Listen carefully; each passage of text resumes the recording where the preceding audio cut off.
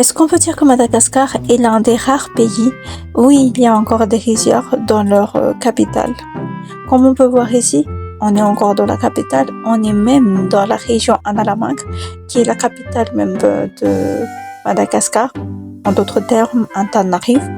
Et il y a ce genre de rizière, un rizière tout court, un rizière en plante de riz. Donc, dans la capitale de Madagascar, il y a des rizières.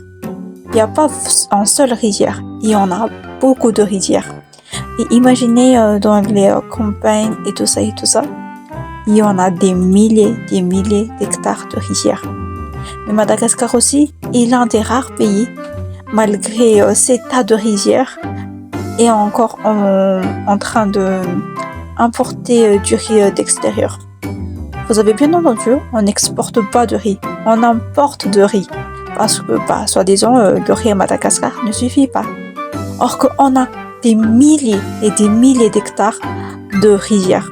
Comme vous pouvez voir, c'est vraiment énorme. Du coup, je me demande comment ça se fait. Est-ce que les gens qui ont du riz, ils font quoi? Qu'est-ce qui se passe? Parce que vraiment, Madagascar, elle produit beaucoup de riz. Par contre, bon voilà, on n'a pas assez. Donc, on est obligé de commander de plus en plus vers l'extérieur pour avoir de riz à nos portées.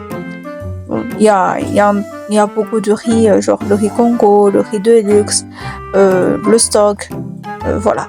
Il y a peu de riz malgache, comme le Farmine, Makoluk et tout ça. Ce sont des noms de riz où on cultive à Madagascar.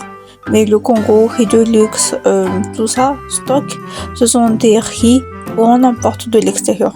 D'après moi, je ne sais pas, mais d'après moi. Corrigez-moi si j'ai tort et parlez-moi de votre culture de riz en commentaire. Ou bien de votre culture tout court. Sinon, bisous, portez-vous bien.